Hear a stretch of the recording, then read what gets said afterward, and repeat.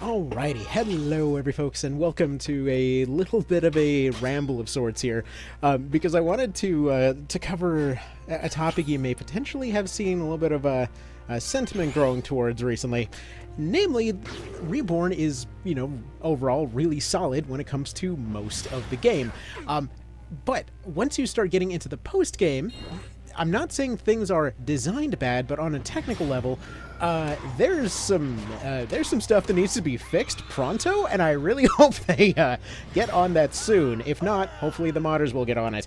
I mean, I've already emailed out to Square as much as I can. I mean, anybody that I could reach out to, reached out to, the usual Twitter situation, which honestly I don't expect that to go anywhere. I'm pretty sure nobody likes getting a tweet of, hey, here's a list of all the stuff that doesn't work, can you fix please? But anyway, so let's kind of go over this in no particular order, because honestly, in many cases, I would not be surprised if many folks didn't even realize a lot of this stuff was broken.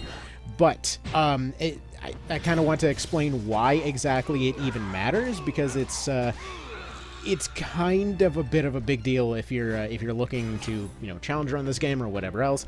Like if you're just dead braining through it, none of this stuff is probably going to matter to you.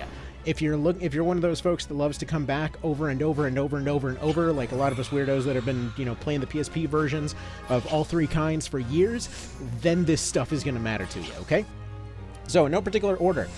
It turns out, when we thought that elemental armor affinity just didn't have an offensive component anymore, even though it said it did, so like for example, if we go to any one of the armors, they still have the old description that say, hey, it boosts elemental affinity and attack and whatever else, and I'm sure at least somebody must be carrying one of those around, surely.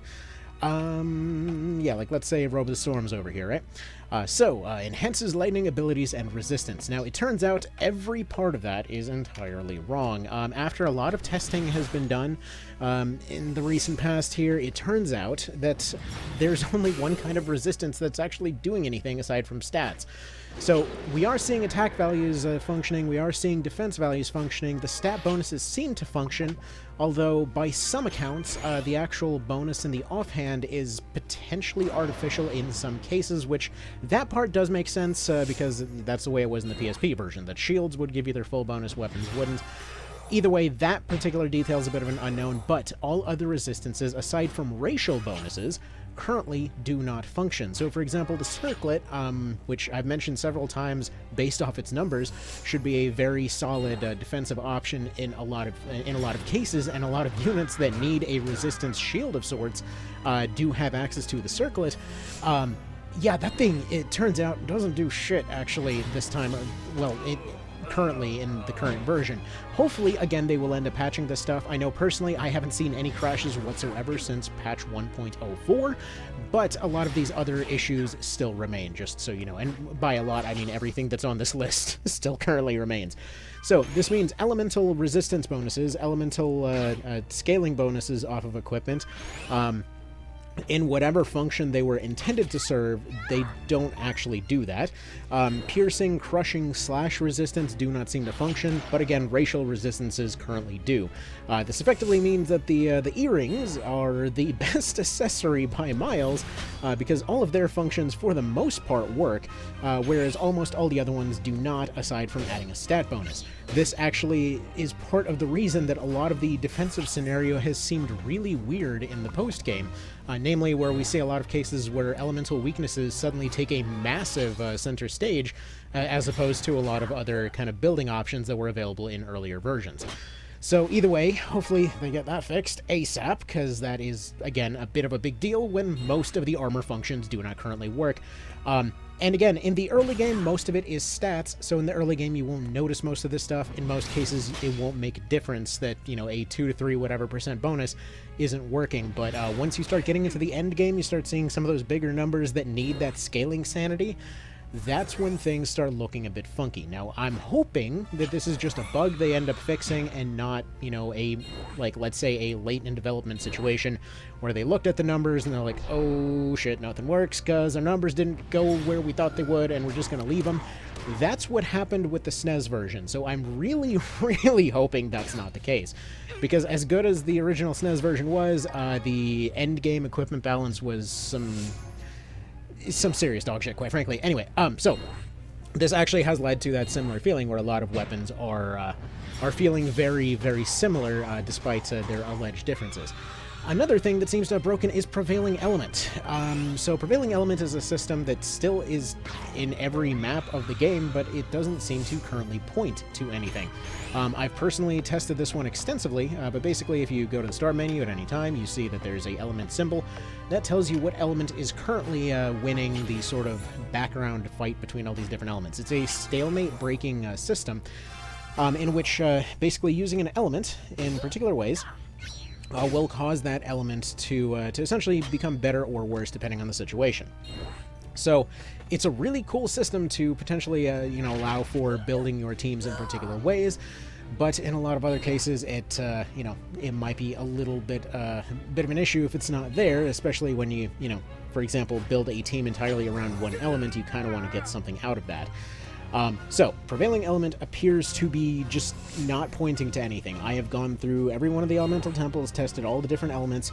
None of them seem to directly point to any particular bonus or whatever else. Now, previously in older versions, you would see at least something coming out of it. But due to the fact that it basically affects maximum and minimum damage, in many cases you probably would expect to see more of an effect out of it, given the way that they stretched out the numbers here. Now granted, it might still be getting wiped out by armor values, but I really, really highly doubt it, because everything is a lot more heavily scaled, and especially when, anti-elemental defense does not currently exist, that's a little bit problematic. So there's that. So either way, let's move on to the next thing. Instill does not seem to actually change the affinity of your weapon. This is a pretty minor thing. Realistically, this is more of a theoretical thing. In this version, theoretically, there's a function of the PSP version that would be very useful. Namely, if you used an instill, you would essentially switch your weapon temporarily to that particular element in all the PSP versions. By the way, when I'm referring to all the PSP versions, I'm saying the original English version, the Japanese version. So we're going to just call them Lucked, Wheel of Fate, and One Vision, the fan mod there. The reason that I have the two different language versions kind of in different camps there is because they are balanced entirely different. Like, the Reborn is balanced a lot more like the PSP Japanese release, so it's especially weird to see some of these features not quite there. Anyway, so next up here, as far as wrong descriptions go, there's quite a decent number of these. A lot of skill descriptions are still currently incorrect. So, for example, the one that I would probably put down to just translation jank that really doesn't matter too much is when it comes to Bridle and Venom and Benum, as well as the Slayer skills on the Dragoon. When it comes to any of those, we're basically just going to be seeing a situation where they just have a wrong description. Again, it's not really the end of the world. They say that they cause melee attacks to deal increased damage. Technically speaking, it's the melee part is right for the Bane skills. It's wrong for the Slayer skills. It's wrong for the ninja here. Basically, a ranged attack with Envenom is one of the best ranged attacks that you can do. It's basically guaranteed unblockable poison, so that would be kind of a bit of a concern there. So either way, the description is wrong. This is mostly one of those cases where if somebody's new to the game, it's a carryover from last time. If they end up finding out that this is a neat trick, then it just ends up looking like a neat trick.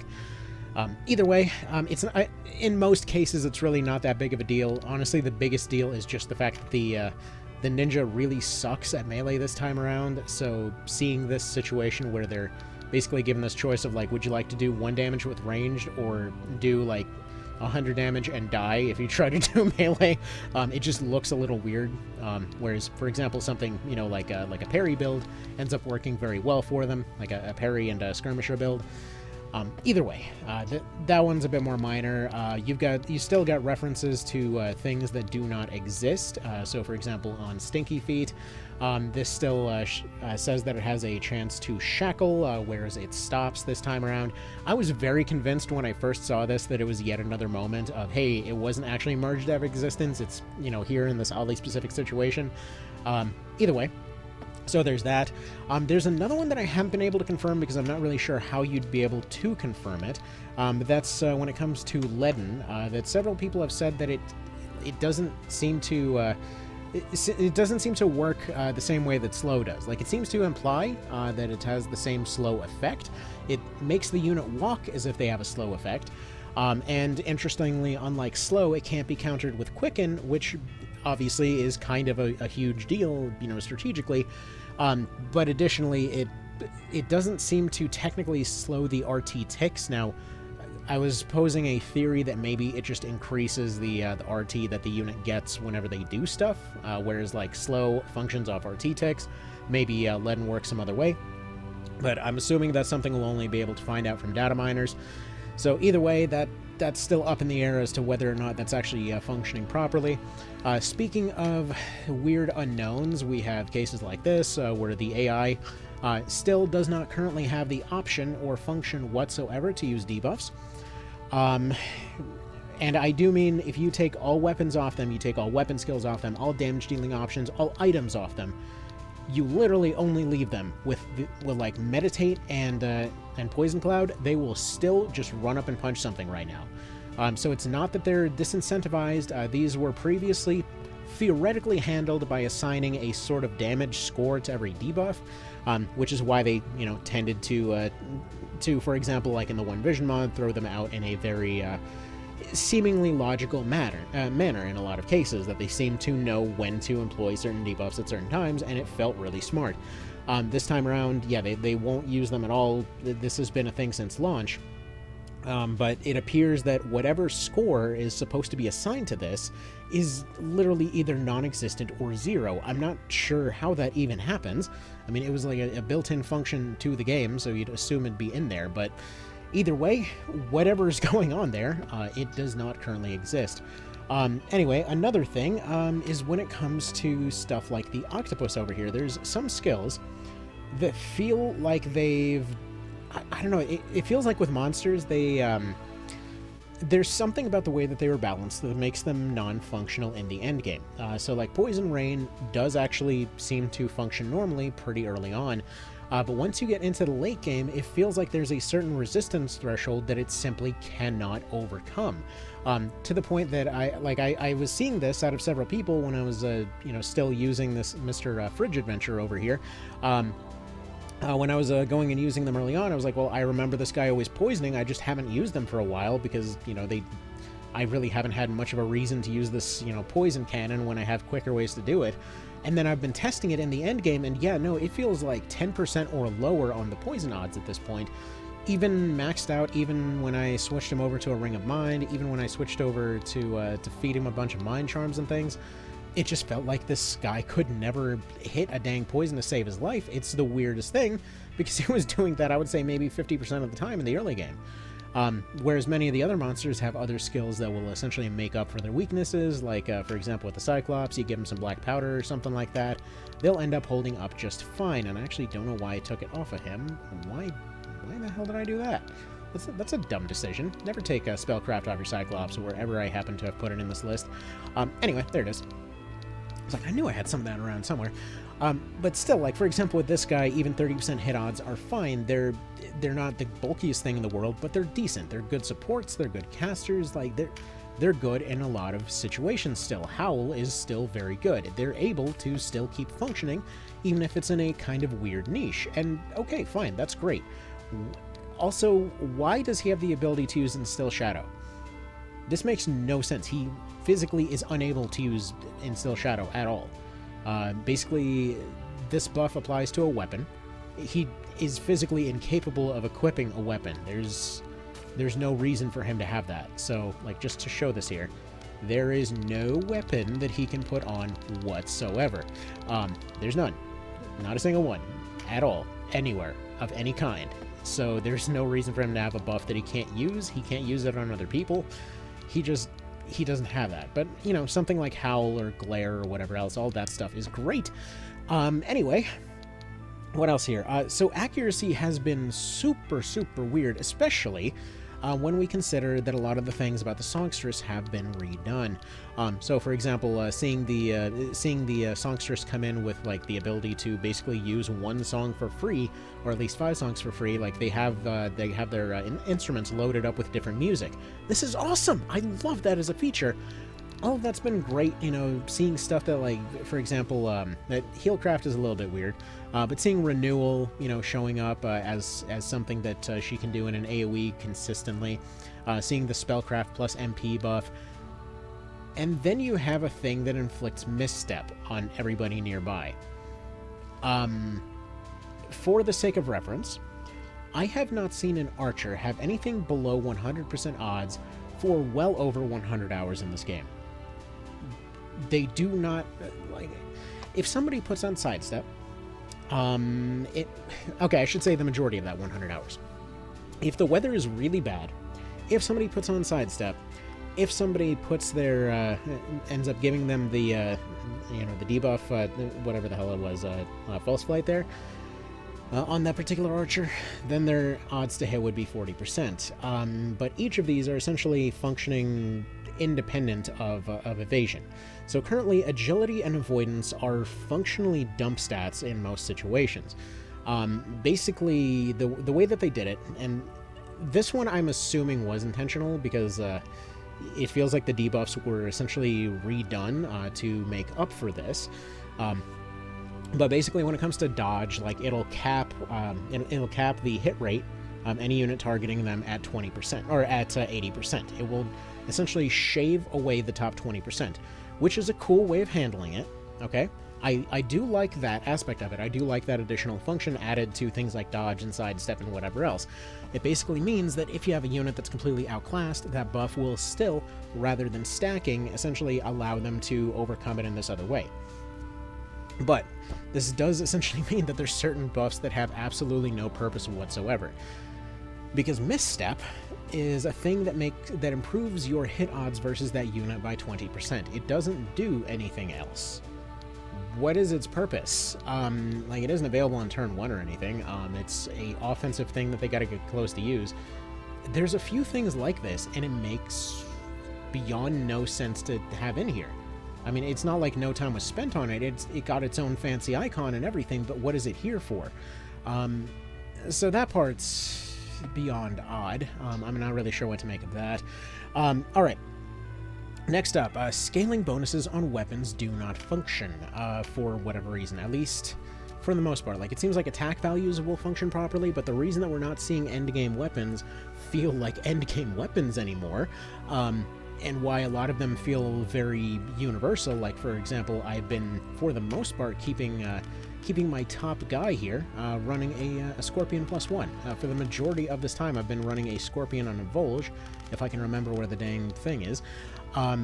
So, for example, these two, okay, they've been around since Chapter 2, or I guess late Chapter 3 in the Scorpion's case, and overall, I've been keeping them this entire time.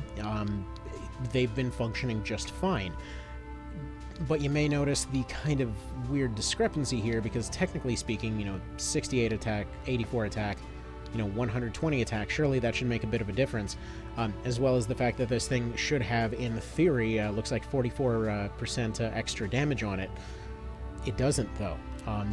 The stats check seems to be functioning properly, attack and defense seem to be functioning properly, scaling doesn't seem to be doing anything, and if it does, it seems to be applying in the decimals. To give you an idea, the jump from a Bardish to the Dark Spear back in the PSP version was a difference of doing like 50 to about 300 damage to different things. It completely bypassed armor, it scaled up every phase of the attack like crazy. Also, not exactly a huge fan of the Cursed Spear being switched into a pike. Before, it was the best short-range spear that you could get, which meant that the whole counter thing on it was kind of, you know, neat to still have, although I do appreciate that you can get 2 of them from a single drop, so, you know, that's fun. Any darn ways. Yeah, it just seems really weird, you know? So not sure what to make of that exactly. Like, it's a shame because design-wise, so much of this stuff is exactly what we've been hoping for. You know, the ability to take these endgame weapons and have multiples of, you know, certain unique things. Like, some stuff will still be unique. Like the Brynhilder, there's only one of them. But, you know, for example, it does explain stuff like how you always find a Fafnir on every continent that you go to. You know, why exactly would the long gun be unique? Why is it that there's, you know, like you fight those heaven generals, but presumably they can just keep mass producing them. It says, you know, it says that this bow is used by them. It makes sense that they might be able to make another one. So, like, all in all, I love the kind of de-uniqueification of a lot of this stuff, and it does mean that, for example, something like getting a Knight Commander sword and having it have the ability to counterattack feels like a huge trophy. But yeah, the fact that a lot of these scaling things just plain don't function is just, oh man, as soon as all the tests started confirming that this was the case, like, I did some tests myself, I thought I was missing something, but then it turned out that, yeah, that hole went way deeper than we thought. So scaling, again, except for racial bonuses for some reason, seems to currently not be directed at anything. Now, good news, bad news on this. The good news is that means that the intention is for the balance to be way better than it currently is for the post-game. Bad news is that it's currently not there, but further good news is that it seemingly is just a value that is pointing to the wrong place. So in theory, now that the game seems, you know, stable finally, we might finally be able to get a bit more, you know, enjoyment out of the post-game, because, you know, it's been this interesting feeling of going in and seeing all of these cool ideas and then immediately being like, well, great, I got this cool thing, but it doesn't have a unique effect on it, so why would I care, kind of thing.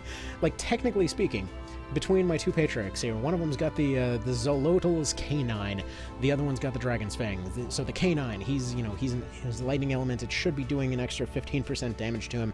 It should be this amazing weapon, but it doesn't. It doesn't, like, functionally speaking, it's just knife with 100 attack. Meanwhile, on, you know, my other patriarch over here, it's essentially, you know, 107 attack. But hey, it should be doing more versus dragons. It does do more versus dragons. It does that extra 20% versus dragons. But the fact that it's earth means that it completely doesn't matter that he's the wrong element to use this particular weapon, because it is essentially, you know, the 20% extra versus dragons, but also 107 attack dagger. It just feels super weird that these bonuses aren't there. A lot of this stuff is clearly supposed to be doing more. So yeah, just so you know, when it comes to a lot of these things, my hope is that they will, you know, fix it in pretty short order.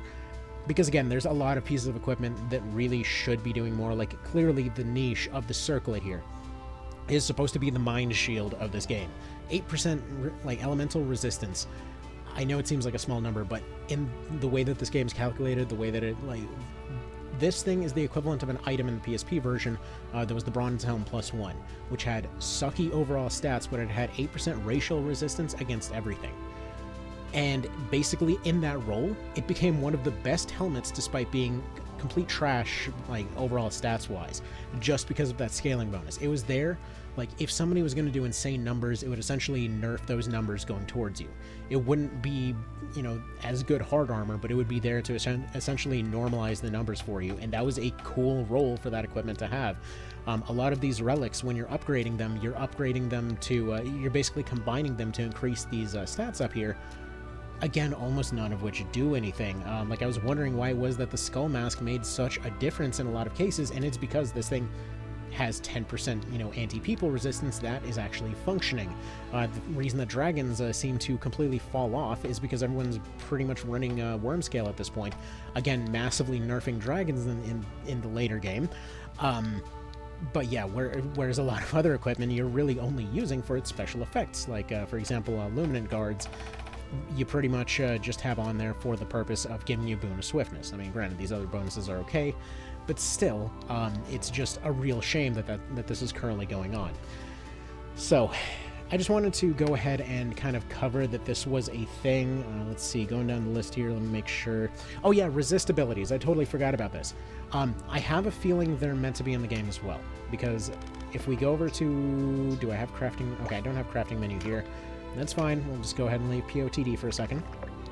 If we go over here to any shop whatsoever, we'll see that when it comes to all of your shields, they still have the same requirements as they did before. Now, my initial thought was, hey, you know, maybe it's just a little callback or something, but I've had this same feeling pretty much for over a month now. Like, you notice here, you know, Buckler still has the Nectar on there. This has the Xenowine on there. This has the Draught. This has the Draught. This has the Maca. This has the BOS.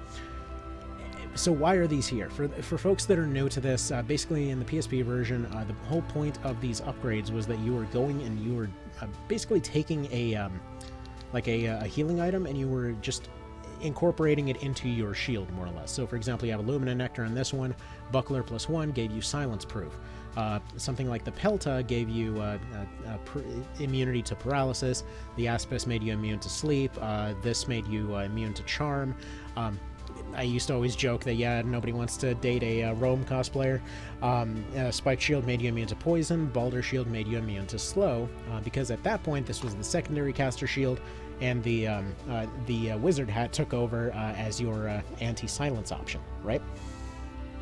So anyways, like, from an overall pacing perspective, this was really cool because it gave all of your early game shields sort of new life into the late game, because I know I personally always ended up preferring one of these shields as opposed to a lot of the statistically superior shields in a lot of cases, simply because they were giving you more to do. Stuff like, for example, the Dread Shield or the Resenzi Shield would improve your parry and deflect odds, which at this point they're just merged, so that's kind of whatever. At least at this point they're actually giving you a defensive bonus. Stuff like the Dragon Scale basically does the same thing. Damascus Heater Shield were basically a budget version of these shields. But still, you know, it basically means that in this version, aside from knockback, these shields don't really have much going for them aside from some early game stats. And again, it just feels super weird because they still have those same requirements, you know? So, at any rate, I'm hoping, like, my hope was that there would be a tier 2 variant, like a Buckler +2 or whatever else, that would suddenly be like, hey, you get Resist Silence now, because in the original version, you had Resist, which then got turned into a Proof for the upgraded version, which basically, resist skills kind of sucked in the PSP version. There was 5% resistance against a particular debuff. You could rank them up to a near immunity to that debuff, if you feel like being hit by paralysis about 10,000 times. That's not even an exaggeration, so, you know, that's not exactly ideal. I don't really want to know what exactly Olivia was going through to come in with, like, rank 3 resist silence, but either way, you know, it was just a nice little flavor thing, so I was really hoping to see those resist skills come back. Because, for a little bit of context, I am currently preparing for the very hardest and final fight in the game here, and currently, even on a guy that can equip pretty much every other skill here, if we go all the way to the top here, we see that he still only has resist Petrify and resist Charm. No other resistances ever came to the player side here. I'm assuming this is a bug. I'm hoping this is a bug, because I can't help but notice that, well, I mean, resist Petrify was something that would have come on the Medusa shield. Resist Charm is something that would have come on the Tower shield. Either darn ways, though, where's all the rest of the resistances? You're not telling me that, you know, resist silence is going to be where we draw the line on being overpowered. It's just weird, you know? So, either way, whether through mods or official patches, I'm hoping that ends up getting fixed. Because it's a shame, because so much stuff in here I absolutely love, but the post-game is starting to drive me nuts. And honestly, a lot of other folks are feeling a similar sentiment.